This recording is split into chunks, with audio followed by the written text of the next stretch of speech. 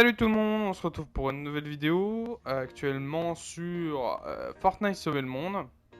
Et on va parler d'une classe que j'ai vue sur, voilà, je l'avoue, sur YouTube. Et je voulais la mettre en actualité, genre à jour, quoi. Le, Montrer que ceux qui jouent encore à Sauver le Monde, on est très peu, mais on est encore là. Donc je voulais montrer cette super comp, si t'aimes bien tabasser du boss en mêlée et ne jamais presque crever. T'as une chance sur 1 million de crever, donc si tu meurs, t'es vraiment nul. Et que tu fais aucun effort et tu ne tapes pas du tout. Bon, alors ça commence par tout simplement le commandant. Donc le commandant, on va plutôt prendre de Chevalier du Marais. Plein d'autres persos peuvent faire le taf au début, je pensais que c'était la même. Mais en fait, pas du tout. Le Chevalier du Marais, c'est, je pense, le meilleur parce qu'en fait, c'est quand on te tape que. On va y revenir, que le bonbon de la farce apparaît. Donc, ce perso va, voilà, comme je le disais, va faire apparaître une petite boule magique, on l'appelle, lol. Quand on se fait frapper. Et du coup, on a une chance de la faire apparaître quand on se fait frapper. Mais vu qu'on se fait frapper tout le temps, la plupart du temps, surtout à distance, bah, c'est plus intéressant de la voir que les autres. Les autres qui sont très peu. On a le fameux agent du chaos qui, quand on active une de nos compétences, on a une chance que ça s'active. Mais le mieux, c'est Chevalier du Marais. Bon, en avantage d'équipe, ça, on est d'accord, c'est les bonbons une farce. Voilà, c'est tout simple, c'est facile. Ça a 50% de chance de générer une autre apparition qui sera vampirique. Du coup, ça fait que ben, on va plus se healer, quoi. Donc, après, pour activer l'avantage d'équipe, vous pouvez prendre Willow ou cette Poiscaille. J'aime bien la Poiscaille parce que, comme je le disais, c'est pour taper en mêlée. Donc, si vous aimez bien taper en mêlée, prenez celui-là. Et ceux-là, c'est parce que je sais pas trop quoi prendre. Mais en fait, on peut avoir plusieurs avantages d'équipe. Pour moi, c'est le meilleur. Si vous voulez vraiment taper en mêlée, vous remplacez Willow par celle-là. Ça augmente le vampirisme des attaques de mêlée, donc on a encore plus de survie, on a encore plus de chances de survie. Pour continuer, nous avons dans l'équipe de soutien toujours l'arc à plasma de notre fameux, comment dire, notre fameux cyberclope, qui va avoir une chance d'électrocuter les ennemis proches à hauteur de 58%. Donc ça fait que les dégâts d'énergie, la boule c'est une boule d'énergie. Donc elle va faire 58% de dégâts infligés, elle a 20% de faire ça aux adversaires quand elle touche. Donc c'est pas mal. Et du coup on continue avec les dégâts d'énergie qui restaurent le bouclier. Du coup vu que c'est une boule d'énergie, elle aura une chance aussi de restaurer le bouclier grâce à lui. Ce petit personnage, le Ken intergalactique, donc c'est pas mal. Et pour finir, pour être encore mieux, le survivaliste que tout le monde doit connaître, Genesis Survivalist. Le basique, c'est celui-là qu'il faut prendre. Du coup, voilà, c'était une petite présentation d'un perso pour être invincible. Presque. Bon, on a une chance de quand même clemser si on fait de la merde, ou si on est AFK. Mais c'est un bon build pour s'amuser en mêlée et tabasser tout ce qu'on voit, voilà. Donc, on va passer au test, bien sûr. Bon, on se retrouve sur un gameplay d'aventure pour tester cette fameuse compo. En aventure pour vous montrer que bah, actuellement ils sont 24 éclairs, ils sont 34 éclairs, pardon. Et je suis 26 éclairs, et vous voyez bien que bon, actuellement là mes drones ne font rien. Je vais aller en plein milieu parce qu'apparemment mes alliés ont décidé de tabasser que mes drones gênaient. Et vous voyez bien que actuellement tout va bien, quoi. Ils ont quelques niveaux par rapport à moi, au-dessus de moi. Et pour moi, c'est la meilleure classe que Sauver le Monde a pu proposer. Bon, peut-être qu'à cause de toutes les vidéos qui vont être faites, qui ont été faites dessus, je pensais que ça allait être nerf, cette possibilité, mais c'est pas si... C'est fort, très fort, mais on ne peut pas forcément rester à ne pas bouger en plein milieu du champ de bataille. On a plus de chances de mourir à ce moment-là. Que si on tape tout simplement en mêlée, hein, ce qui est Bon, ce qui est vraiment très marrant parce qu'en fait on ne fait que repousser tous les adversaires avec la boule d'énergie qui est invoquée et la deuxième boule d'énergie qui la plupart du temps nous heal. Alors qu'ils peuvent nous attaquer en boucle et que en fait essentiellement on s'en fiche quoi. On ne se préoccupe plus du tout de notre vie quoi. Un peu dommage qu'il n'y a pas eu plus de personnages comme ça, vraiment fait pour ça, avec des vrais atouts.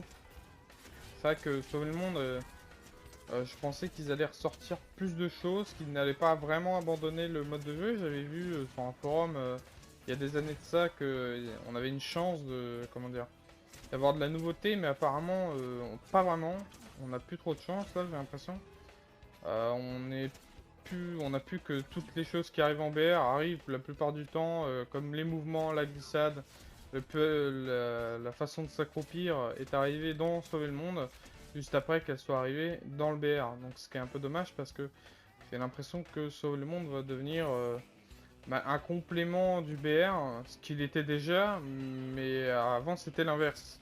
Toutes les choses qui étaient dans Sauver le Monde sont arrivées dans le BR comme le skin du Roi des Glaces, en plus mince pour tout simplement l'hitbox je pense. Et la moitié des héros sont arrivés dans le BR grâce à ça. Et maintenant on est plutôt dans l'inverse, on prend les personnages dans le BR et on les met la plupart du temps dans Sauver le Monde avec des pouvoirs un peu banals, avec l'agent du chaos qui est arrivé il y a quand même pas mal de mois ou d'années. Et que du coup bah n'est pas très utile plus que ça quoi.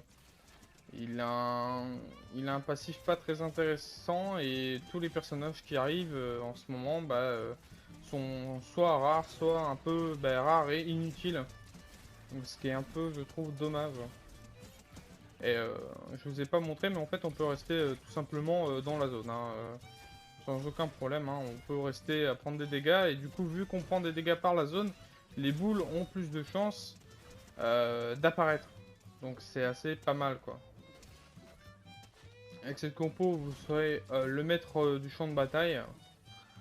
Bon, elle a peut-être quelques failles à des moments. Je pense qu'on ne peut pas vraiment survivre contre trop haut niveau. Je pense qu'à un moment, ça marche sur la durée de dégâts, pas sur la puissance du dégât d'un coup. Si le monstre en lui-même, la carcasse fait trop de dégâts d'un coup, vous avez très peu de chances de survivre, je trouve. Ce qui est un peu dommage, mais c'est comme ça, on peut pas être invincible tout le temps, mais c'est une bonne compo pour s'amuser à faire, exemple, ces quêtes des quêtes de mêlée ou tout simplement des quêtes pour tuer des persos. C'est intéressant de jouer un soldat qui est à peu près invincible. Et que du coup, on peut se battre comme on veut, quoi. On n'a pas besoin de piège, chez nous le piège, quoi. On se met en plein milieu, on tape tout ce qu'on voit et ça passe. Mais bon. On verra dans l'avenir si Sauver le Monde créera de nouveaux personnages comme ça ou juste continuera à prendre des personnages du BR pour les mettre dans Sauver le Monde. Ce qui est un peu dommage parce que Sauver le Monde est un bon jeu, il a, à mon avis, de mon avis bien sûr, cet avis qui est subjectif, que je trouve un énorme bon jeu. Sauver le Monde a une chance d'être meilleur. Déjà, l'histoire n'est pas finie. Je pense que tous les fans de Sauver le Monde sont un peu tristes qu'ils n'ont pas fini l'histoire et que je pense qu'ils ne la finiront jamais. Hein. Après, je suis complètement d'accord. Si quelque chose fonctionne, je comprends pourquoi ils ont arrêté d'alimenter Sauver le Monde quand le BR a marché, parce que tout simplement, quand ça marche, c'est mieux. Mais bon, un peu de tristesse qu'ils ont vraiment abandonné car beaucoup de choses et que on a très rarement de nouveaux persos intéressants ou de nouvelles choses uniques à Sauver le Monde. À part, comme j'expliquais, une épée de givre qui est arrivée il y a pas longtemps. Qui permet de glacer tous les adversaires autour. Mais bon, même là, c'est pas super intéressant parce que l'épée de givre se trouve quand même en bas du classement des armes de mêlée. Vu que l'arme des mêlées du boss de la tempête est plus intéressante.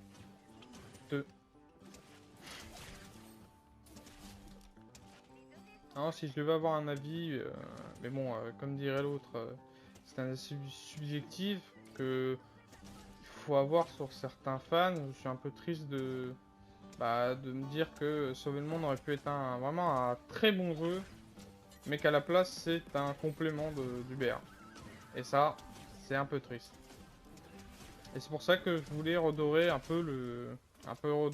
Sauver le Monde en faisant ces petites vidéos, même si je sais bien que c'est la vidéo de mon personnage, de ma compo, n'est pas vraiment ma compo, hein, elle était bien faite bien avant moi, mais je voulais la remettre au goût du jour et montrer que elle est toujours possible en fait. Que même si des années sont passées, elle n'a pas été nerf, elle est toujours assez intéressante. Et je voulais montrer que Sauver le Monde c'est toujours un bon jeu. L'aventure qui est arrivée, qui nous permet d'avoir des personnages qu'on n'a pas eu lors d'événements ou qu'on n'a pas eu le temps de les avoir, ce qui est très intéressant, mais l'aventure a trop de défauts pour que ce soit vraiment très intéressant. On ne peut pas avoir notre stuff original. Nous n'avons pas non plus la possibilité de crafter nos propres armes, ce qui rend les combats un peu nuls, parce que en fait, on a travaillé, on a joué des heures, des mois, des années à sauver le monde pour avoir les meilleures armes du jeu, et on se retrouve avec une arme en moins, quoi. On se retrouve avec des armes pas utilisables dans les aventures, qui est un mode de jeu pour moi très intéressant, mais la possibilité de crafter ces armes aurait été vraiment plus intéressant que crafter des pièges.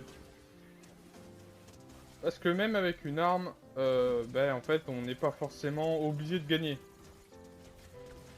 Si on n'a pas d'équipe, si on est tout seul, on a moins de chances de gagner et que, en fait, les pièges nous servent juste, j'ai l'impression, à ne pas bouger de notre spawn et juste à carry, juste à attendre que les pièges fassent tout le boulot. Donc je suis un peu déçu que la mêlée, que les armes ne sont pas craftables, ça aurait été mieux, ça aurait donné envie aux gens d'attaquer, en fait, de faire les missions, parce que la plupart du temps, dans Sauver le Monde, c'est un avis, je ne sais pas si vous l'avez eu, mais en fait on a presque personne qui bouge la plupart du temps dans l'émission, vu qu'ils posent leurs pièges et ne font plus rien.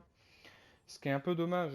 Euh, Ce qui est un peu dommage, je trouve que Sauver le Monde a vraiment beaucoup de potentiel, mais la communauté fait que la communauté et le jeu en lui-même fait que on n'a pas beaucoup d'actifs lors de missions. On fait que faire les missions la plupart du temps tout seul, parce que de mon côté, moi, c'est ce que j'ai remarqué. Je pense que 90% de mes parties ont été remplies d'AFK à moitié. Deux personnes qui ne bougent pas dans la game, ou simplement toute l'équipe, et on se farcit l'équipe, on se farcit les ennemis tout seul, donc c'est un peu dommage.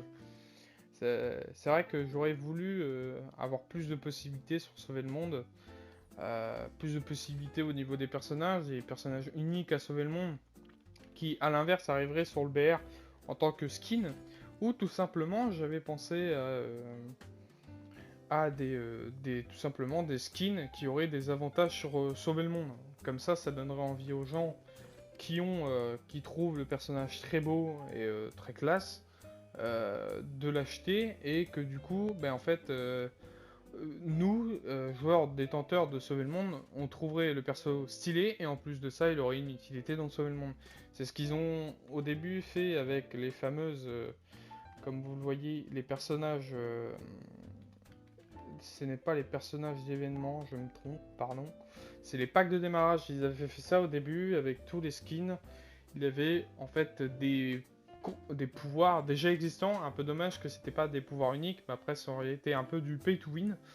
Mais c'est des personnages qui étaient jouables dans Sauver le Monde, et en tant que skin aussi dans Fortnite. Mais ils ont arrêté ça et ils ont juste fait des skins et plus de personnages depuis Robo Kevin. C'est ce qui est un peu dommage.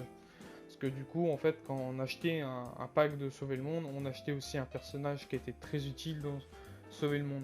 Et qui rendait un perso peut-être avec une petite voix, un petit plus. Voilà. Bon, ça sera tout pour cette vidéo. L'explication de ma classe, et pas trop ma classe en général, en fait. Une classe qui a été créée depuis longtemps, je pense. Mais pour vous expliquer que on peut s'amuser sur Sauver le Monde encore.